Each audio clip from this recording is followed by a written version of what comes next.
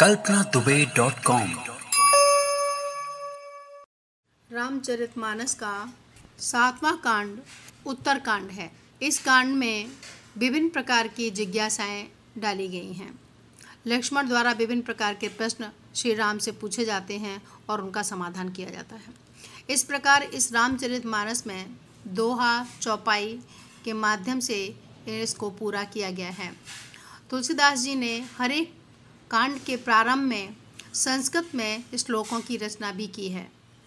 हम देखते हैं कि तुलसीदास जी ने अवधी भाषा को जन जन की भाषा बना दिया है। रामचरितमानस में न सिर्फ हमें भक्ति का भाव मिलता है बल्कि साहित्यिक रुचि रखने वाले लोग भी इसमें विभिन्न रसों और अलंकारों का दर्शन भी कर सकते हैं। तुलसीदास जी की मृत्यु सन 1680 में मानी जाती है। एक दोहा इस बारे में प्रचलित है। संबत 1680 गंग के तीर, श्रावण शुक्ला सप्तमी तुलसी तजो शरीर। सावन के महीने में सप्तमी के दिन 80 घाट पर तुलसीदास जी ने इस शरीर का त्याग किया। तुलसीदास जी ने रामचरितमानस के अतिरिक्त विनय पत्रिका, जानकी मंगल, पार्वती मंगल, रामलला नहचो, हनुमान बाहुक आदि की रचना की। कवितावली और दोहावली भी उनकी प्रमुख रचनाएं मानी जाती हैं। विनय पत्रिका में उन्होंने विनय के पद लिखे हैं। भक्ति में जो विनय की जाती है उसकी उन्होंने रचना की है। कवितावली में कवित्व और सवैये छंदों का प्रयोग किया गया है। दोहावली में स्फुटित दोहों का संकलन है। प्रबंध और मुक्तक छंद भी मिलते हैं। ब्रज और अवधी भाषा का इसमें प्रयोग किया गया है। अवधी भाषा के साथ साथ ब्रज भाषा पर भी उनका पूर्ण अधिकार था। संबत 1631 में रामचरितमानस प्रारंभ किया गया। 2 वर्ष 7 महीने और 26 दिन में इसे पूर्ण किया गया। रामचरितमानस में हम तुलसीदास जी के विभिन्न रूपों को देखते हैं। यहाँ पर भक्त तुलसीदास के बारे में कुछ विचार व्यक्त किए जा रहे हैं। तुलसीदास जी राम भक्त शाखा के कवि थे। वे सगुण ब्रह्म को मानने वाले थे। उनका मानना था कि सगुण और निर्गुण में कोई भेद नहीं है, लेकिन सगुण रूप उन्हें ज़्यादा भाता है, ज़्यादा मन के नज़दीक होता है। इसलिए वो भगवान राम के सगुण ब्रह्म को मानते हैं। कहा जाता है एक बार तुलसीदास जी और सूरदास जी वृंदावन में थे। वृंदावन में भगवान कृष्ण के बहुत से सुंदर सुंदर मंदिर हैं। सूरदास जी ने कहा कि देखो मेरे कान्हा कितने सुंदर लग रहे हैं। तुलसीदास जी ने कहा निश्चय ही कान्हा का रूप बहुत सुंदर है, मनमोहक है, मन भावन है, पूजनीय है, लेकिन तुलसी का मस्तक तो अपने प्रभु के सामने ही झुकता है। उन्होंने कहा का छवि वर्णो आपकी, भले बने हो नाथ, तुलसी मस्तक तब झुके, धनुष बाण लो हाथ। उन्होंने अपना मस्तक झुकाने से पूर्व आंखें बंद की और ये प्रार्थना की। जब आंखें खोली तो मुरली की जगह उस हाथ में धनुष बाण था। कहा जाता है कि वो एकमात्र मंदिर वहाँ पर भगवान राम का है, अन्यथा वृंदावन में तो कृष्ण का ही बाहुल्य है। तुलसीदास जी भगवान राम पर अटूट श्रद्धा रखते थे, बहुत ही भरोसा रखते थे। उन्होंने कहा है एक भरोसो एक बल एक आत्मविश्वास, एक राम घनश्याम हित चातक तुलसीदास। उन्हें एक ही प्रभु पर विश्वास है, एक का ही भरोसा करते हैं और उस एक के लिए ही वो जीवित हैं, चातक बने हुए। एक राम घनश्याम हित चातक तुलसीदास। राम रूपी जो घनश्याम है उनके लिए वो चातक हैं।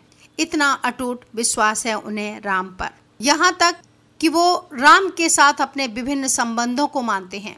उनका मानना है कि मुझे तो आपके साथ संबंध रखना है, आपको जो भावे, जो अच्छा लगे, जो उचित लगे उसे ही मान लीजिए। बहुत सुंदर रचना की है उन्होंने। ध्यान दीजिए शब्दों पर। तू दयालु दीन हो, तू दान हो भिखारी, हो प्रसिद्ध पात की, तू पाप पुंजहारी। नाथ तू अनाथ कौन, नाथ कौन मोसो, मोस मान आरती हरि, आरती घरि तोसो। ब्रह्म तू है, जीव तू है, ठाकुर हो चेरो, तात मात गुरु सखा, तू सब विद ही तुमोरो। तो ही मोहि नाते अनेक, मानियो जो भावे, ज्यों त्यों तुलसी कृपाल, चरण शरण पावे। यानी तुलसीदास जी हर हाल में सिर्फ भगवान राम के चरणों में ही रहना चाहते हैं। चाहे माता पिता का रिश्ता मान लीजिए, चाहे गुरु का रिश्ता मान लीजिए, चाहे स्वामी और दास का रिश्ता मान लीजिए, चाहे सखा का मान लीजिए। तो ही मोहि नाते अनेक, बहुत सारे नाते हैं। मानियो जो भावे, आपको जो अच्छा लगे वो आप मान लीजिए। वो हर हाल में प्रभु की शरण में ही रहने चाहते हैं।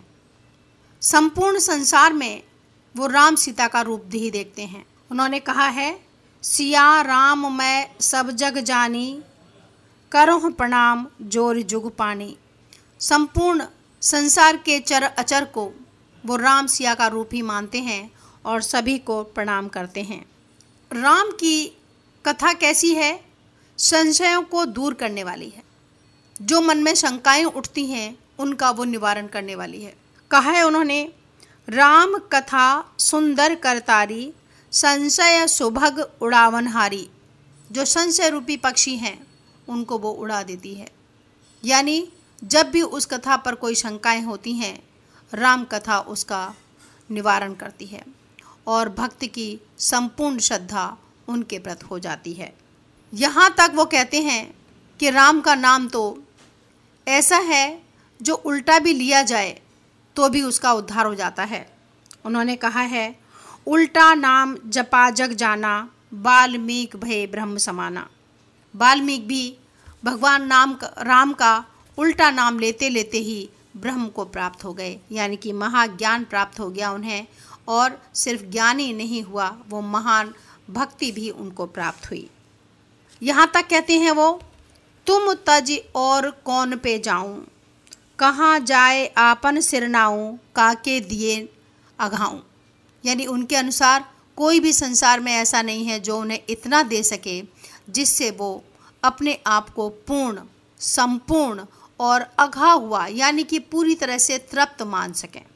जाके दिए अघाऊं, कोई ऐसा नहीं है जिसके देने पर मैं पूर्णता को, तृप्ति को अनुभव कर सकूं। क्योंकि तुम कैसे हो कि बिना मूल की बेल को प्रतिपालित हैं जोय, तुलसी ऐसे राम को छोड़ कौन पे जाए। कि जो बिना बेल की, अमर बेल आप लोगों ने देखी होगी, पीले रंग की, सिर्फ धागे धागे जैसी होती है। जिस वृक्ष पर भी उसका एक भी टुकड़ा पड़ जाता है वह संपूर्ण वृक्ष पर छा जाती है। उसकी कोई पत्तियां नहीं होती, उसकी कोई जड़ नहीं होती। तो बहुत सुंदर कहा है कि बिना मूल की बेल को, इस जिसकी कोई मूल नहीं है, जड़ नहीं है, ऐसी बेल भी छा जाती है।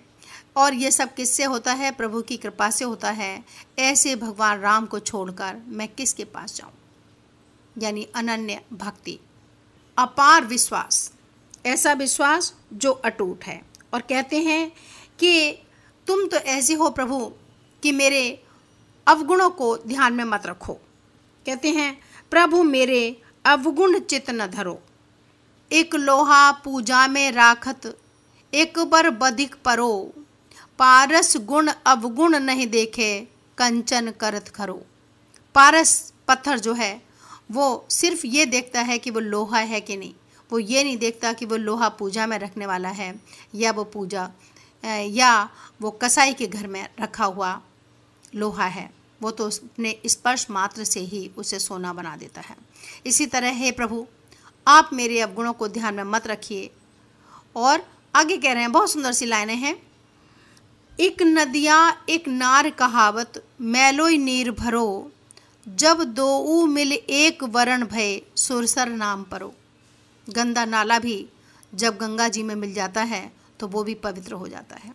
मैं अवगुणों की खान हूँ, मैं पतित हूँ और आप पतित पावन हैं। तो जब आप मुझ पर कृपा करेंगे तो मेरे जैसा पतित भी पावन बन जाएगा। तो हे प्रभु, मेरे अवगुण चित्त न धरो, मेरे अवगुणों को आप ध्यान में मत रखिए। kalpanadube.com इंटरनेट पे हिंदी साहित्य और व्याकरण सीखने का आसान उपाय।